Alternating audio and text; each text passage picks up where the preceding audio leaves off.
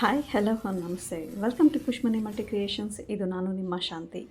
Friends, ನಮಗೆ ಸಾಂಬಾರು ಮಾಡಿ ತಿಂದಾಗ ಒಂಥರ ಬೇಜಾರಾಗುತ್ತೆ. ಅದರಲ್ಲಿ ಚಳಿಗಾಲ ಈ ಥರ ಎಲ್ಲ ಬಂದಾಗ ನಮಗೊಂಥರ ಚಟ್ನಿ ಥರ ತಿನ್ನಬೇಕು ಅಂತೆಲ್ಲ ಆಸೆ ಆಗ್ತಾ ಇರುತ್ತೆ. ಸ್ವಲ್ಪ ಖಾರವಾಗಿ ತಿನ್ನಬೇಕು ಅನಿಸುತ್ತೆ.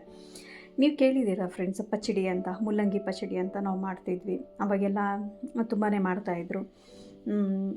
ಈ ಮನೆಯಲ್ಲಿ ಏನಾದರೂ ದೊಡ್ಡವರಿದ್ದರೆ ಅವ್ರನ್ನ ಕೇಳಿ ನೋಡಿ, ಅವ್ರು ಖಂಡಿತವಾಗ್ಲೂ ಇದ್ರ ಬಗ್ಗೆ ಗೊತ್ತಿರುತ್ತೆ. ಅದೇ ರೀತಿಲಿ ನಾನು ಇಲ್ಲಿ ಮುಲ್ಲಂಗಿನ ಬಳಸಿ ಮುಲ್ಲಂಗಿ ಪಚ್ಚಡಿ ಅಂತ ಮಾಡ್ತಾಯಿದ್ದೀನಿ. ಬಟ್ ಇದು ರೈಸ್ಗೆ ತುಂಬಾ ಚೆನ್ನಾಗಿರುತ್ತೆ. ಬಿಸಿ ಬಿಸಿ ರೈಸ್ಗೆ ಹಾಕ್ಕೊಂಡು ತಿಂದರೆ ಮಾತ್ರ ಸೂಪರಾಗಿರುತ್ತೆ.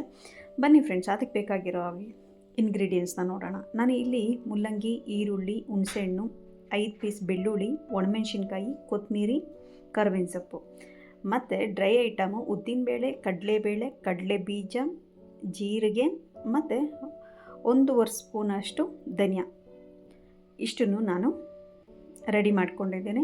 ಈಗ ನಾವೇನಪ್ಪ ಅಂತಂದರೆ, ಒಂದು ಪ್ಯಾನಲ್ಲಿ ನಮಗೆ ಎಣ್ಣೆ ಎಷ್ಟು ಬೇಕು ಅದನ್ನು ಫ್ರೈ ಮಾಡೋಕ್ಕೋಸ್ಕರ ಎಷ್ಟು ಬೇಕೋ ಅಷ್ಟನ್ನು ತೊಗೊಂಡಿದ್ದೀನಿ. ಅದು ಚೆನ್ನಾಗಿ ಬಿಸಿ ಆದಮೇಲೆ ನಾನು ಏನು ಪ್ಲೇಟಲ್ಲಿ ಇಟ್ಕೊಂಡಿದ್ನಲ್ಲ, ಕಡಲೆ ಬೀಜ, ಉದ್ದಿನಬೇಳೆ, ಕಡಲೆಬೇಳೆ ಇವನ್ನೆಲ್ಲ ಫ್ರೈ ಮಾಡ್ತಾಯಿದ್ದೀನಿ. ಎಣ್ಣೆಲೇ ಫ್ರೈ ಮಾಡ್ತಾಯಿದ್ದೀನಿ. ನಾನು ಎಲ್ಲ 1 ಟೇಬಲ್ ಸ್ಪೂನು 1.5 ಟೇಬಲ್ ಸ್ಪೂನಷ್ಟು ತೊಗೊಂಡಿದ್ದೀನಿ. ಯಾಕಂದರೆ ನಾನು ಮೀಡಿಯಮ್ ಸೈಜ್ದು 2 ಮುಲ್ಲಂಗಿ ತೊಗೊಂಡಿರೋದ್ರಿಂದ ಅದಕ್ಕೆ ಎಷ್ಟು ಬೇಕೋ ಅಷ್ಟು ತೊಗೊಂಡಿದ್ದೀನಿ. ಅದು ಫ್ರೈ ಆಗ್ತಾ ಇದ್ದಂಗೆ ಬೆಳ್ಳುಳ್ಳಿ ಹಾಕ್ಕೊಂಡು ಸಹ ಫ್ರೈ ಮಾಡ್ಕೊಂಡಿದ್ದೀನಿ. ಇದನ್ನು ಒಂದು ಜಾರಲ್ಲಿ ಹಾಕಿ ಸೈಡ್ಗೆ ಇಟ್ಕೊತೀನಿ. ಅದು ತಣ್ಣಗಾಗಬೇಕು.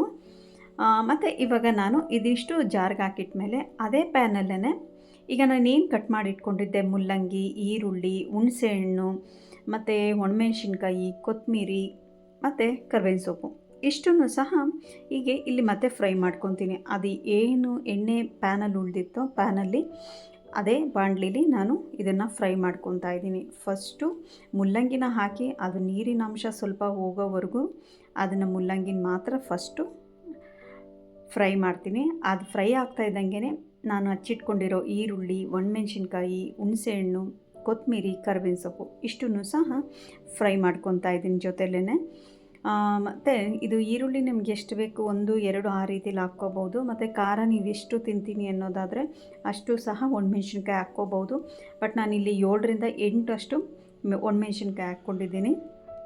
ಮತ್ತು ಸ್ವಲ್ಪ ಟರ್ಮರಿಕ್ ಪೌಡ್ರ್ ಸಹ ಹಾಕ್ಕೊಂಡಿದ್ದೀನಿ. ಇದಿಷ್ಟು ಸಹ ಚೆನ್ನಾಗೆ ಫ್ರೈ ಆಗಬೇಕು. ನೀರಿನ ಅಂಶ ಎಲ್ಲ ಹೋಗಬೇಕು. ಆ ರೀತಿಲಿ ನಾವು ಫ್ರೈ ಮಾಡ್ಕೊಬೇಕು.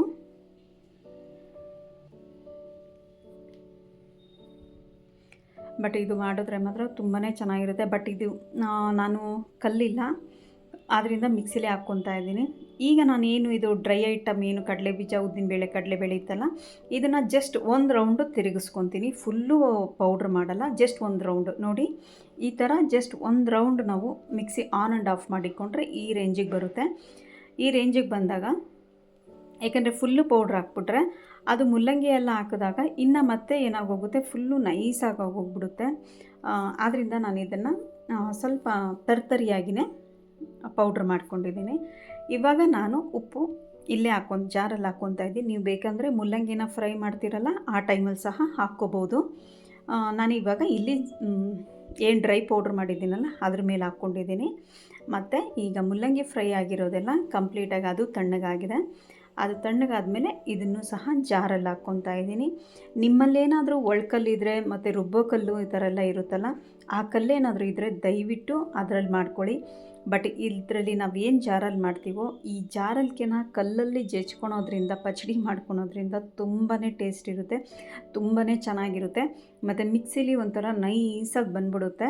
ಆದರೂ ನೋಡಿ, ನಾನು ಈ ರೇಂಜಿಗೆ ತರ್ತರಿಯಾಗೇ ಮಾಡ್ಕೊಂಡಿದ್ದೀನಿ. ಸ್ವಲ್ಪ ಇದು ತರ್ತರಿಯಾಗಿದ್ರೇ ಬಾಯಿಗೆ ಒಂದು ಸ್ವಲ್ಪ ಆ ಕಡಲೆ ಬೀಜ ಆಗಲಿ, ಮುಲ್ಲಂಗಿ ಆಗಲಿ ಎಲ್ಲ ಸಿಕ್ಕಿದಾಗ ಒಂಥರ ತುಂಬಾ ಟೇಸ್ಟಾಗಿರುತ್ತೆ. ದಯವಿಟ್ಟು ನೀವೇನಾದರೂ ಕಲ್ಲಿದ್ದರೆ ದಯವಿಟ್ಟು ಕಲ್ಲಲ್ಲೇ ಮಾಡ್ಕೊಳ್ಳಿ. ಮತ್ತು ಈಗ ಇದು ಕಂಪ್ಲೀಟಾಗಿ ಪೇಸ್ಟ್ ಆಗಿದೆ. ಇದು ಅಂದರೆ ಚಟ್ನಿ ಪಚ್ಚಡಿ ಆಗಿದೆ. ನಾನು ಇದನ್ನು ಒಂದು ಸರ್ವಿಂಗ್ ಬೌಲಲ್ಲಿ ತೊಗೊತಾ ಇದ್ದೀನಿ. ನೋಡ್ಬೋದು, ಈ ರೇಂಜಿಗೆ ನಂದು ಇದು ಚಟ್ನಿ ರೆಡಿ ಆಗಿದೆ.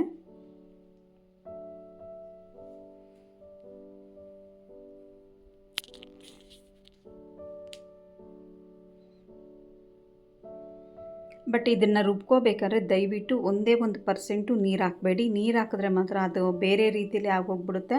ಮುಲ್ಲಂಗಿ ನೀರಿನ ಅಂಶ ಆಗಿರೋದ್ರಿಂದ ಅದು ಆಲ್ರೆಡಿ ನೀರು ಬಿಟ್ಕೊಳುತ್ತೆ. ಸೊ ದಯವಿಟ್ಟು ನೀರು ಹಾಕಬೇಡಿ ಇದಕ್ಕೆ.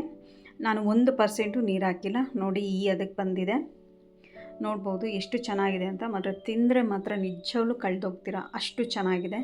ಈಗ ನಾನಿಲ್ಲಿ ಬಿಸಿ ಬಿಸಿ ಅನ್ನಕ್ಕೆ ಒಂದು ಮುದ್ದೆ ಅಷ್ಟು ಚಿಕ್ಕದಾಗಿ ಏನು ನಾವು ಲಡ್ಡು ಮಾಡ್ತೀವಲ್ಲ ಆ ರೇಂಜಿಗೆ ಒಂದು ಲಡ್ಡು ಅಷ್ಟು ಈ ಮುಲ್ಲಂಗಿ ಪಚಡಿನ ತೊಗೊಂಡಿದ್ದೀನಿ. ಅದ್ರ ಜೊತೆಗೆ ಚಿಪ್ಸು ಮತ್ತು ಬಿಸಿ ಬಿಸಿಯಾದ ಪಕೋಡ ಇದನ್ನೆಲ್ಲ ಪ್ಲೇಟಲ್ಲಿ ಸರ್ವ್ ಮಾಡ್ಕೊತಾ ಇದ್ದೀನಿ. ಈ ಪಚಡಿ ಜೊತೆಗೆ ನೀವು ಬಿಸಿ ಬಿಸಿ ಅನ್ನ ಇತ್ತು ಅಂತಂದರೆ ಸ್ವಲ್ಪ ತುಪ್ಪ ಹಾಕ್ಕೊಂಡಿದ್ದೀರಾ ಅಂತಂದರೆ ನಿಜವಾಗ್ಲೂ ತಿಂತಾ ಇರೋರು ಕಳೆದೋಗ್ಬಿಡ್ತೀರ. ಅಷ್ಟು ಚೆನ್ನಾಗಿರುತ್ತೆ, ಅಷ್ಟು ಟೇಸ್ಟಿಯಾಗಿರುತ್ತೆ. ನೀವು ಇದನ್ನು ಟ್ರೈ ಮಾಡಿ ನಿಜವಾಗ್ಲೂ ಮೆಸೇಜ್ ಇದು ಕಮೆಂಟ್ಸ್ ಮುಖಾಂತರ ಹೇಗಿತ್ತು ಅಂತೇಳಿ ತಿಳಿಸಿ. ಈವನ್ ಮುದ್ದೆಗೂ ಸಹ ಇದು ತುಂಬಾ ಚೆನ್ನಾಗಿರುತ್ತೆ. ಮ್ಯಾಕ್ಸಿಮಮ್ ಇದು ರೈಸ್ಗೆ ಮಾಡ್ಕೊತಾರೆ, ಬಟ್ ಮುದ್ದೆಗೂ ತುಂಬಾ ಚೆನ್ನಾಗಿರುತ್ತೆ.